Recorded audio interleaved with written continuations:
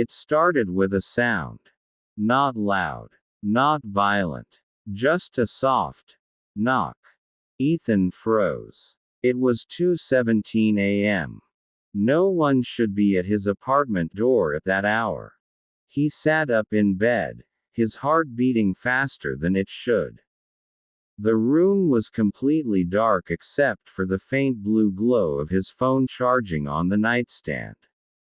Then it came again. Knock. Knock. Knock. Slow. Deliberate. Almost patient. Ethan swallowed hard and checked his phone. No missed calls. No messages. Probably a neighbor, he whispered to himself, though it didn't feel like one. He lived alone. The building was old, half empty, and the landlord barely showed up. Most of the other apartments had been vacant for months. Another knock. This time, louder. Ethan got out of bed, his bare feet cold against the floor. He walked slowly toward the front door, every step heavier than the last. "Who is it?" he called. Silence. Then, a voice. Soft. Almost a whisper. "Ethan." His blood turned cold. That voice. It sounded familiar. Too familiar. "Who's there?" he asked again, his voice trembling now. "It's me." Ethan stepped closer to the door. His hand hovered over the handle. "Who?" he demanded. There was a long pause. Then the voice spoke again. "Open the door." Ethan's breath caught in his throat. Something wasn't right. That voice. It sounded exactly like his own. He stumbled back, nearly tripping over the rug. "No. No. That's not possible," he muttered. But then, knock. Knock. More urgent now. "Ethan. Open the door." Same voice. Same tone. His voice. He backed away completely, pressing himself against the wall. Every instinct screamed at him not to open that door. "Go away," he shouted. Silence. For a moment, everything stopped. No knocking. No voice. Just the heavy sound of his own breathing. Ethan stayed frozen for what felt like minutes. Then slowly, he walked toward the peephole. His hand trembled as he leaned in and looked through it. Nothing. The hallway was empty. The flickering yellow light outside barely illuminated the cracked walls, but there was no one there. He let out a shaky breath. "See. Nothing," he whispered to himself. He turned away from the door. That's when he heard it. Right behind him. "Why didn't you open it?" Ethan screamed and spun around. But there was no one in the room. The voice. It came from inside the apartment. He grabbed his phone and turned on the flashlight. The beam of light cut through the darkness, shaking as his hands trembled. "Hello," he whispered. No response. He checked the living room. Empty. Kitchen. Nothing. Bathroom. Clear. Only one place left. The bedroom. But he had just come from there. Still, something pulled him back. He walked slowly down the hallway, each step echoing louder than it should.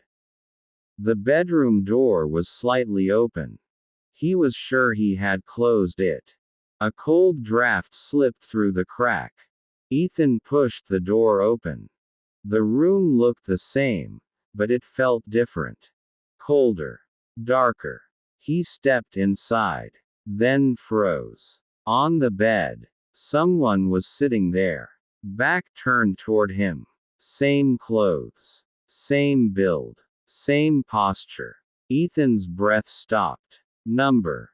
The figure slowly tilted its head, at an unnatural angle.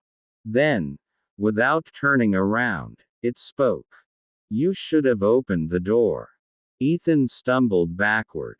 Stay away from me, he yelled. The figure laughed. A low, distorted version of his own voice. Then slowly, it stood up and turned around. Ethan felt his world collapse. Because he was staring at himself. But not quite. Its eyes were wrong. Too wide. Too empty. And its smile. Too big. Stretching far beyond what was human. You locked me out, the thing said calmly. Ethan shook his head violently. You're not real. Oh, I am, it replied. I've always been here. It took a step closer. Ethan took one back. I was just waiting, it continued. Waiting for you to notice me. Stop, Ethan screamed. But the thing didn't stop. You hear me sometimes, don't you? It said softly. In your thoughts. In your voice. Ethan's hands covered his ears. No. No. No. You ignore me, it whispered. You pretend I'm not there. It stepped closer. Too close. I knocked, it said. I asked politely. Ethan looked up. Tears in his eyes. What do you want from me? He whispered. The thing leaned in, inches from his face. And smiled wider. I want to come out. The lights went out. Complete darkness swallowed the room. Ethan screamed. He ran blindly, crashing into furniture, knocking things over. Help! Someone help me! But no one came. No one ever came. Then, silence. Total silence. Even his own breathing stopped. Morning came. The sun rose slowly over the empty apartment building. Everything looked normal. Quiet. Still. Too still. A neighbor passing by noticed Ethan's door slightly open. They knocked. No answer. They pushed it open. Inside, everything was neat, clean, undisturbed. Except for one thing. On the bedroom mirror, written in something dark, were the words, "He finally let me in." Weeks later, people in the building began to complain about a sound, a soft knock, late at night, 2:17 a.m., always the same, and sometimes, if they listened closely, they could hear a voice behind their door. Soft, familiar, whispering their name. And if you ever hear it, don't open the door, no matter what voice you recognize. Because sometimes, the thing outside isn't trying to come in. It's trying to replace you. Smile with horns.